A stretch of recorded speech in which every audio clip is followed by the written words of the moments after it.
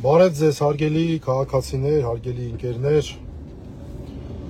որոշեցի ավտոլայվի ռեժիմով անդրադառնալ արագ զարգացող իրադարձություններին, այն խելահեղ արագությամբ զարգացող իրադարձություններին մեր երկրում, հաշվի առնելով այն հանգամանքը, որ այս արագության մեջ անհրաժեշտ է որոշ փաստեր հիշել, արձանագրել, ֆիքսել եւ այդ փաստերը չմոռանալ տարբեր հետևություններ կատարելիս,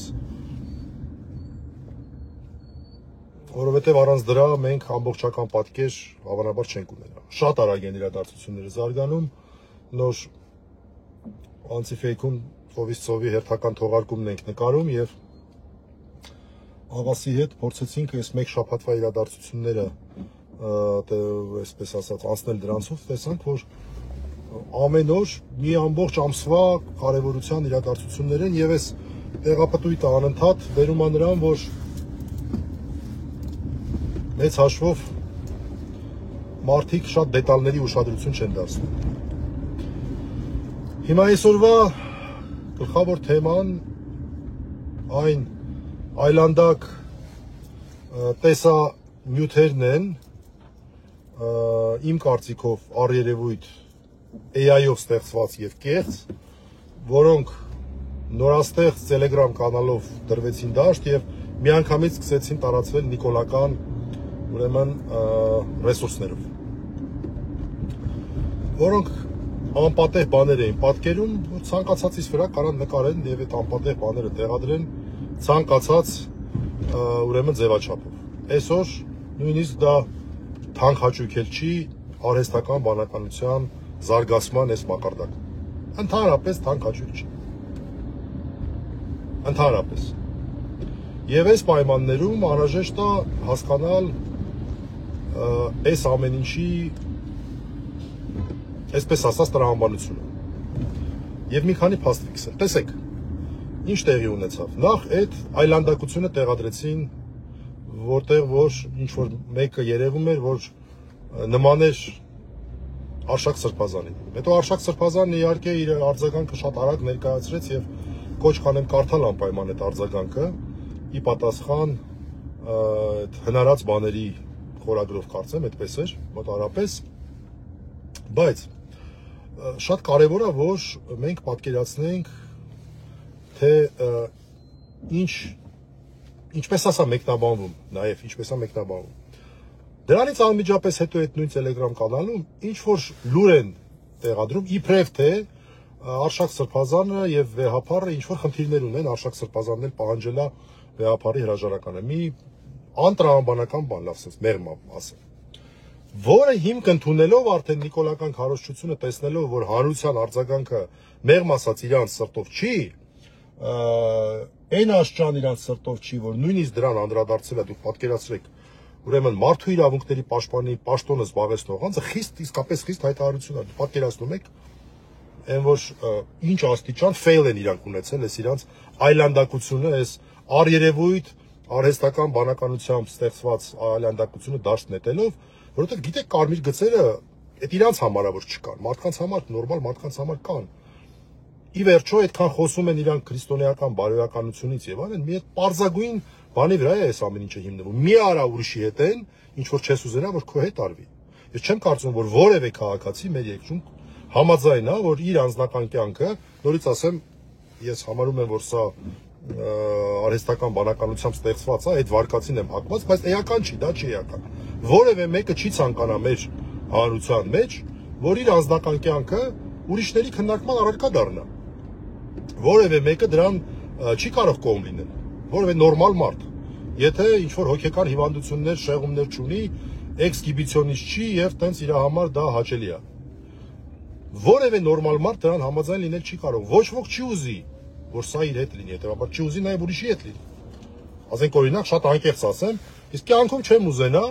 ասենք իմ համար դա ընդհանրապես ես դեմ եմ դրան, որ որևէ ԿՊԱ-կանի վերաբերող իրական կամ արհեստական բանականությամբ ստեղծված ինչ որ նյութեր տեղադրվեն եւ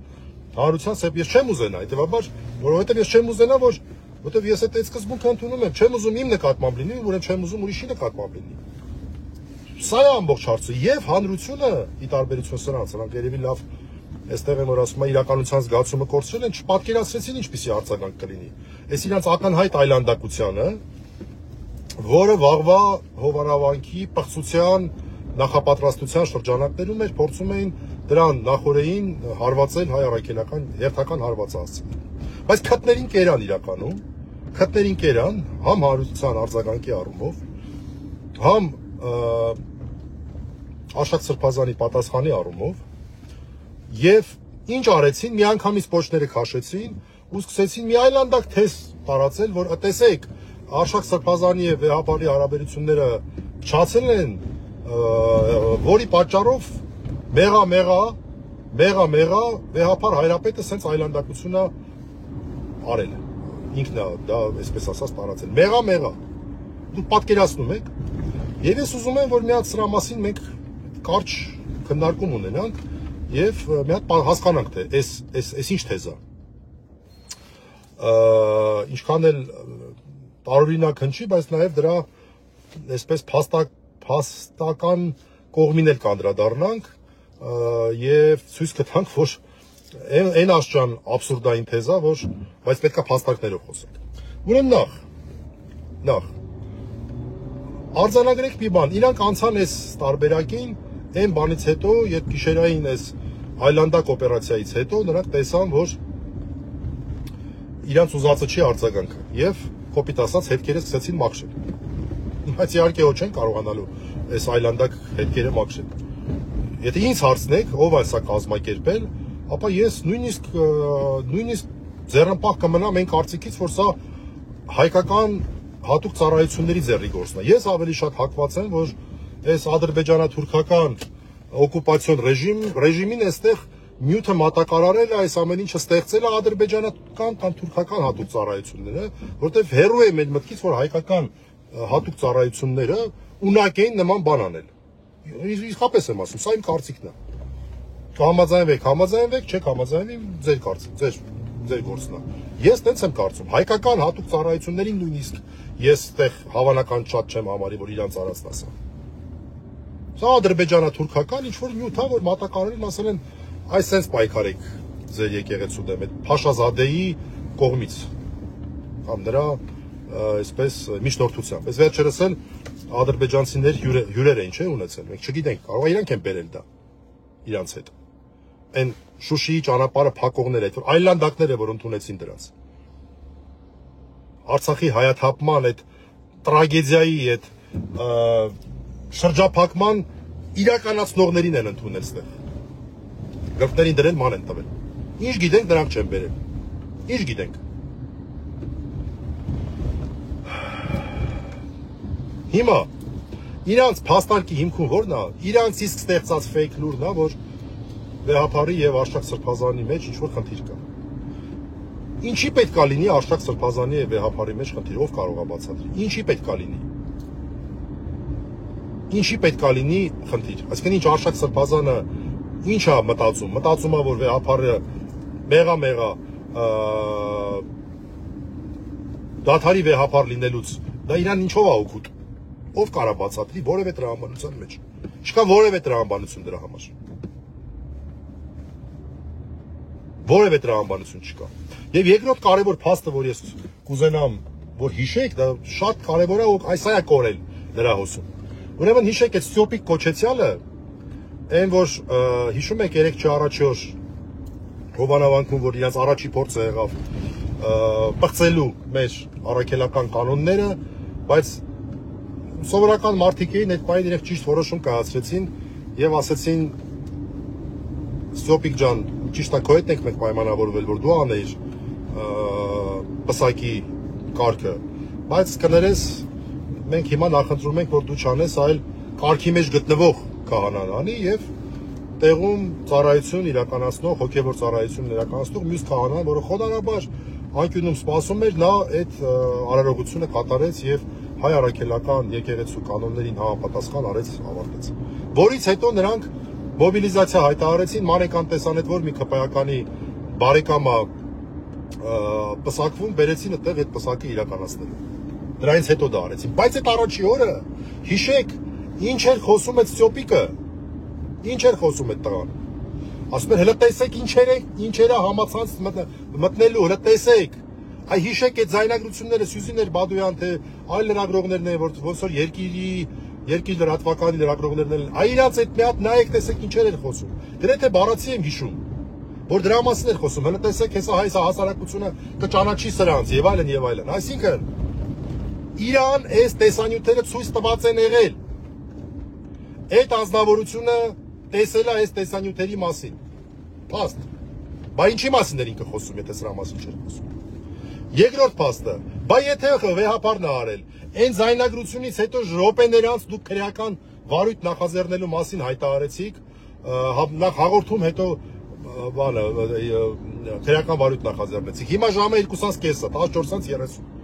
12 ժամ անցել է։ Կա այդպես հայտարարություն, ես չեմ տեսել, որ քրեական վարույթ է նախաձեռնվել։ Ապորինի, որովհետև ձեր վարկածը որ դա իրական է, չէ, իրանց վարկածը է դա։ Եթե սա իրական է, ուրեմն դա ծանրագույն հանցագործություն է տեղի ունեցել։ Եթե իրանց վարկածով իրական է, նորից ասեմ, ես այդ վարկածին հակված չեմ։ Բա ինչի՞ չէ քրեական վարույթ նախաձեռնել, մարդկանց բանում ինչ է, բաղնիքում ինչ որ բաներ տեղադրելու համար։ Ինչի՞ չէ կես ժամ հետո, մի ժամ հետո լույսը բացվեց նախաձեռնել քրեական վարույթ։ Հետո էլ ուրիշների վրա եք գցում։ Պարզ չի որ ձեր արածն է, որ ձեր արածը չլիներ րոպեներով նախաձեռնած կլինեիք քրեական վարույթը։ Երկրորդը հիմա հաստատ նախաձեռնելու են այս աղմուկից հետո։ Նախաձեռնելու են։ Չեն կարա չնախաձեռնել այսքանից հետո։ Հիմա նախաձեռնելուց հետո ում եք կանչելու հարցաքննության։ Ում եք կանչելու հարցաքննության։ Գտնելու եք այդ Տելեգրամյան ալիքի ստեղծողներին։ Գտնելու եք, նայելու եք մի հատ հələ տեսնեք ովքեր են դա տարածում ակտիվորեն։ Ինչու են տարածում րոպեներ հետո, վայրկյաններ հետո։ Պարզ չի որ նրանք ովքեր որ այդ նորահայտ Տելեգրամյան ալիքի տեսանյութերն են տարածում, դրա տեղը գիտեին։ Պարզ չի որ կապ կա։ Ստյոպիկին հարցաքննելու եք, որ բառացիորեն 3 օր առաջ էր ակնարկում այս տեսանյութի մասին։ Եվ ամենակարևորը Նիկոլ Փաշինյանին հարցաքննելու եք, որ ամիսներ առաջ էր ակնարկում այս փաստի մասին, այս կեղծ երևույթի, այս ակնհայտ առերևույթ, կեղծ երևույթի մասին։ Հարցաքննելու եք, որտեղից էիր ասում։ Ո՞վ է քեզ ցույց տվել, ի՞նչ է ցույց տվել, ո՞վ է ստեղծել քեզ տվել, ասել ես վերսիան բանարա, Facebook-յանը տեջում գրի, որի համար նույնիսկ կոռուպցիայի կանխարգելման հանձնաժողովից այսպես նկատողություն ստացավ։ Այս ամենը լինելու է, թե չէ։ Ուրեմն տեսեք, վաղվա Հովանավանքի այդ այլանդակության նախապատրաստության շրջանակներում էլ չեմ խոսում, որ մարդիկ են բերում, էս են անում, այլ այլ հարց է։ Ակնհայտ է։ 10,000 թվի մասին, քանի որ այս Ստյոպիկը ինքը բան է, այտենց փորձառություն չունեցող կերպար է, այտենց իրան խաղացնում են, բայց ինտելեկտն էլ, ոչ մի բանն էլ չի հերիքում դրան, ինքը սա կարտերը բաց է, 10,000 ինչ որ թվի մասին խոսես, մարդ կբերեմ 10,000 մարդ, պարզա որ իշխանությունների դրած նշաձողը 10,000-ն է։ Եվ մենք հիմա տեսնենք, թե ինչքան մարդ կկարողանան բերել։ Իհարկե շատերը տարբեր բաներ էին ասում են պետքա թույլ չտալ եւ այլն, բայց գիտեք, սիրելիներ, ախր մենք գործ ունենք օկուպացիոն ռեժիմի հետ, որ իր տրամադրության տակ ունի ոստիկանական ուժեր, այլ հատուկ ծառայություններ, քարոզչական, այլանդակ գեբելսյան քարոզչական լծակներ, բացի մայր աթոռից, այս պայդրությամբ եմ ասում, բացի մայր աթոռից չկա մի որևէ սանտիմետր քառակուսի էս երկրում, որ եթե գերագույն սրբապիղծը որոշի այդտեղ ինչ որ մի միջոցառում անել, մարդիկ կարողանան դրան, այսպես ասած, արգելակել, խափանել այդ միջոցառումը։ Դա է փաստը։ Որևէ տեղ չկա, բացի այս պահի դրությամբ մայր աթոռից, որ ինքը լավ է հասկանում, այնտեղ ինչ որ բան փորձի անել, մարդիկ գնալու են իրենց սրբությունները պաշտպանել։ Դրա համար իմ կարծիքով ակնկալել, որ ինչ որ կերպ հնարավոր է լինելու դա խափանել, իրատեսական չի։ Իրատեսական չի։ Այո, դա մեծագույն սրբապղծություն է, այո, դա քթներիցս գալու է, մեր բոլորի քթներից է գալու։ Հույս ունեմ գոնե մեր երեխեքի քթներից չի գալու, մեր քթերից է գալու։ որտեղ սա մեծագույն սրբապղծություն է, մեծագույն սրբապղծություն է, չեն էլ հասկանում ինչ են անում։ Եվ ենթադրում եմ, որ ինչ որ մի օր նույնիսկ Հովանավանքի վերահոսման անհրաժեշտություն դառնալու։ Եվ ենթադրում եմ, կներեք, որ այս դաշտ եմ մտնում, իմը չի նորից ասեմ, ես սովորական աշխարհական եմ, որը մի փոքր նաև այսպես պահանջ ունենալով հետաքրքրվում է կարգերով, կանոններով։ Ենթադրում եմ մի օր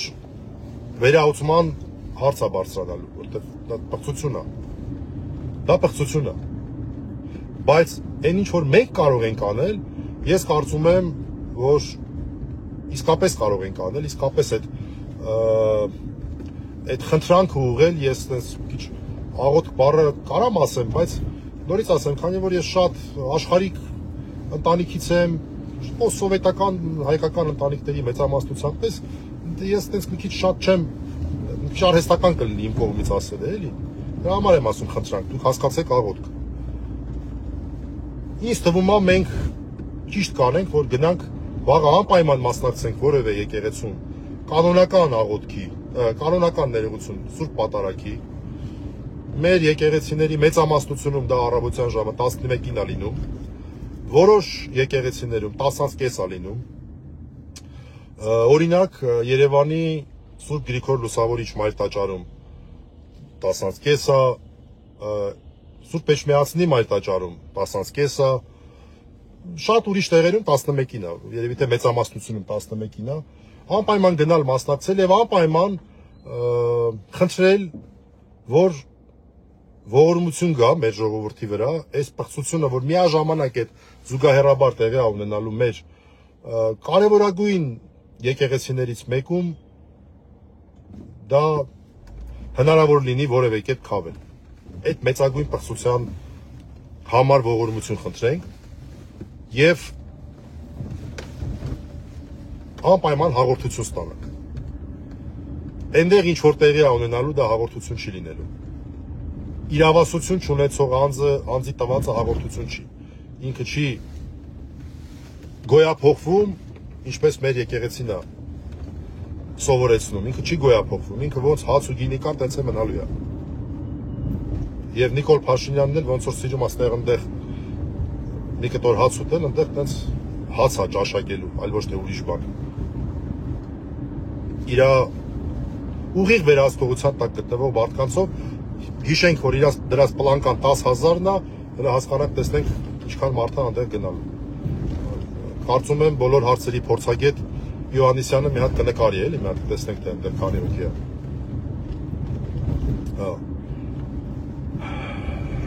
Մենք էլ գնանք մեր եկեղեցիները, նայել է մեր եկեղեցին, բայց վաղը ոնց որ թե անխուսափելի է այդ այլանդակությունը այնտեղ տեղի ունենալիք, ոնց որ թե։ Մենք էլ գնանք մեր Մայր տաճարը, գնանք մեր մյուս եկեղեցիները, Սուրբ Գրիգոր Լուսավորիչը, մեր մյուս մարզերում եւ այլն, որտեղ որ հարմար ենք գտնում եւ այս ողորմության խնդրանքով դիմենք, միաժամանակ մեզ հոգեպես պատրաստենք մինչև վաղը, որպեսզի արժանի լինենք հաղորդության։ Ինչ է դա նշանակում։ Որտեղ մարդիկ կարող է լինեն, որ չգիտեն էլ հաղորդությունը կամ երբեք հաղորդված չլինեն։ Ես օրինակ անկեղծ ասեմ, առաջի անգամ հաղորդության մասին իմացել եմ, ոչ թե հաղորդվել եմ, երևի 25 տարեկանից ավելի ուշ, 25-ից ավելի բարձր էի։ Երևի կարող դաժե 30 լինեի։ Իսկ առաջի անգամ հաղորդվել եմ էլ ավելի ուշ։ Չեմ իմացել, հիմա մեզ չեն սովորացրել, ինչ անեմ։ Ես մտածում եմ, որ եկեղեցիները դա տեղ է, որ գնում ես մոմ ես վառում, տես ինչ-որ խնդրանքով ես դիմում, ու տես գնում ես քո գործերով։ Տենց է իմանում։ Չեմ բացառում, որ մեր մարդկանց մեջ էլ, այսինքն դիտողների մեջ էլ, այլոց մեջ էլ նման մարդիկ լինեն, բայց իրենց համարում են եւ հանդիսանում են հայ առաքելական եկեղեցու հավատավոր զավակներ։ Եվ իրականում այստեղ մի քանի կանոններ կան, որոնք ձևական բնույթ չեն կրում, էլի պետք է պատրաստես մի քիչ էլ զոհողության գնաս, թե մտքերդ ոնց որ մի քիչ դες հարմար չի կողքս եկա։ Մոտոցիկլ ավար հայտնվեց, Շարունակենք։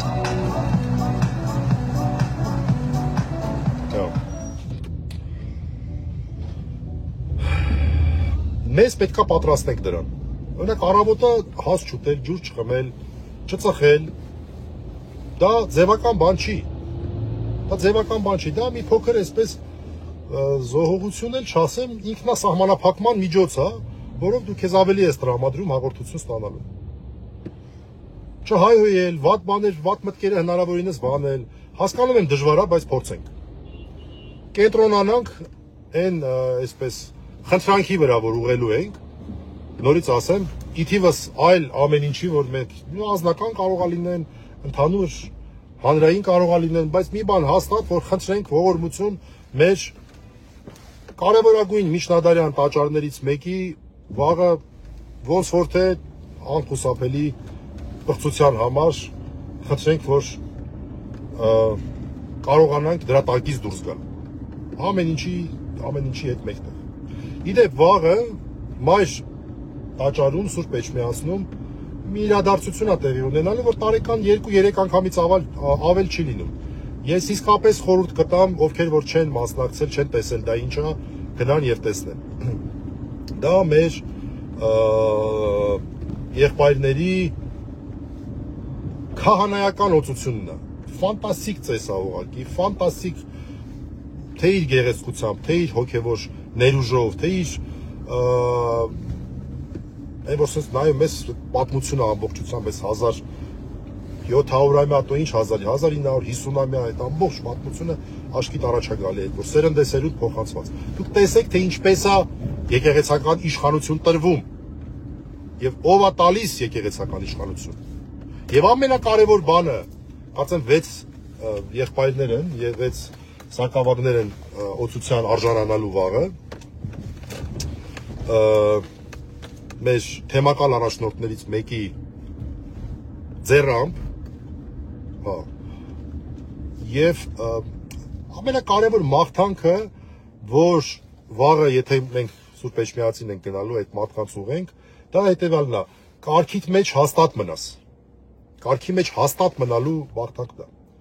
Եվ դա շատ կարևոր մաղթանք է։ Մենք տեսանք նախկին Տերարամի վարքագծով, թե ինչ վատ բան կարող է լինի կարգից շեղվելը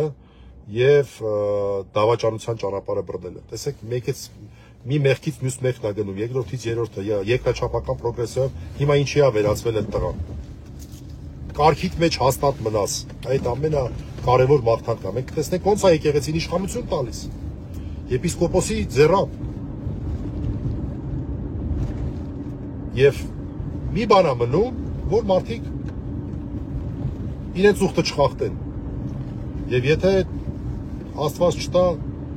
ինչ-որ մեկը խախտում է ուխտը, կամ կամավոր ասում է, ես վիճակի չեմ կամ որևէ այլ պատճառով, այդ ժամանակ կարգալուց է լինում եւ վերջ, այդ շնորհը որ տրվեց եկեղեցու կողմից, Քրիստոսի խոսքով, որ ձեզ տալիս եմ իշխանություն, այն ինչ որ կկապեք, կապված կմնա երկնքում, այն ինչ որ կարցակեք, արցակված կլինի։ Դա ոնց տվել են, նենց էլ հետ են վերցրել։ Ամբողջությամբ կանոնական, ամբողջությամբ սուրբ գրային հիմունքներով։ Եվ վաղը կտեսնեք այդ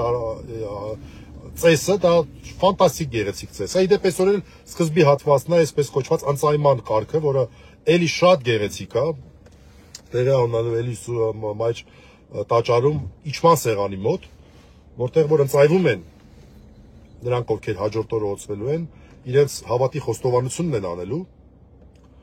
Ես չեմ կարողանալու գնամ, բայց եթե կարողանաք գնացեք, տեսեք ինչ գեղեցիկ ծես է։ Այսալ տարի, չէ, այս տարվա առաջին ծեսին մասնակցել եմ, շատ այսպես հոգևոր լիցք ստացա այդ ամեն ինչից։ Դու տեսնում ես քո եկեղեցու շարունակականությունը, տեսնում ես թե ինչպես են ծնվում քահանաները, ինչպես է այս ամեն ինչը տեղի ունենում։ Սա բան չի, այնպես այսօր որոշեցի այս ինչ բանով եմ զբաղվում, չէ, վաղն էլ որոշեցի, չէ։ Դուք այդտեղ դուք տեսնեք, թե ավելի խորը կհամոզվեք, թե ինչ ծանրագույն մեղքի մեջ է մտնում սյոպիկը, ինչ ծանրագույն մեղքի մեջ է մտնում, ինչպես է ստացել նա, ինչպես ուրիշները 2019 թվին այդ իշխանությունը եւ կորցրել այդ իշխանությունը, շատերը նույնիսկ մտածում են բավական ուշ բայց նրան հնարավորություն տրվել կարգով, կանոնով գալ, ներկայանալ, բացատրություններ տալ, հետ կանգնել իր սխալուղուց, ինքը կորցրել է այդ հնարավորությունը, հիմա էլ տեսնում եք ինչով է զբաղվում։ Եվ բան անում, գլուխ է գովում, ասում է, տեսեք հենց ինչ տեսանյութեր են, հանրությունը ցնցվելու է դրանցից։ Ինչ նկատի ուներ, բացի այս առերևույթ AI-ով սարքած այլանդակության պարզապես։ Ինչ նկատի ուներ։ Հարցակննեք, կամ ինչ որ մի օր կհարցակննվի։ Հուդայի ճանապարհը բռնած այդ անձը։ Երևի այսքանը, ինչ ասեմ, մեր բոլորի հոգիներին խաղաղություն, հոգիներին սրտային խաղաղություն լինի, այսինքն փորձենք խաղաղ լինել, շատ չներվայնանալ, որտեղ մեր առողջություններից է գնում։ Ես այսօր զգացի, որ այտենց պրոստը շատ դժվար է, բոլորիս համար է շատ դժվար, բայց հետևենք մեր առողջությանը։ Հետևենք մեր առողջությանը, որովհետև ձեզնից յուրաքանչյուրը, մեզնից յուրաքանչյուրը տա Աստված այս երկիրը ճիշտ ուղու վրա կանգնի, վերադառնա հայկականության դաշտ, այս օկուպացիոն ռեժիմը ավարտվի, լիքը բան կա անելու, որ այս երկիրը մի փոքր փորձենք կարգի բերել, մեր երեխեքին քչից շատից նորմալ վիճակում հանձնենք։ Այսքանն է ուզում ասել, շնորհակալություն, հաջողություն։